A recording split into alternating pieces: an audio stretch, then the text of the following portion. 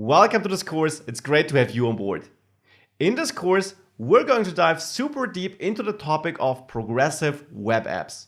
Now, progressive web apps, that is a term which is pretty hot these days, but it is a topic which is definitely here to stay.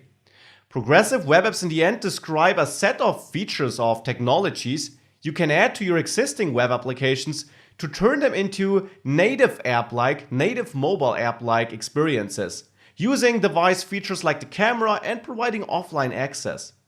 Now, in this course, you will learn all about what progressive web apps are, why you might want to use them, and you will of course use them and learn all the core technologies that make up this term, progressive web app.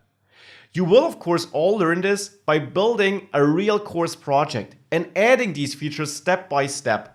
We'll start simple, but we'll soon add a way to install our application on the home screen of a real mobile device. We'll find a way of making our app available even if internet connection is lost. And we'll do way more. We'll access the device camera and location. We'll be able to send push notifications and synchronize data in the background even if we are offline. This is what we'll build and learn in this course. Now, who is teaching you? My name is Maximilian Schwarzmüller and I'm a freelance web developer. I worked a lot with progressive web apps and I can tell you there's never been a better place or time to learn it.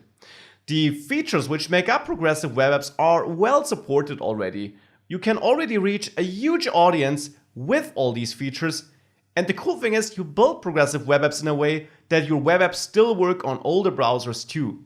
Now's the time to learn it, to be prepared for a future where probably every web application will be a progressive web application, since it offers significant advantages and makes your application much more enjoyable to your users.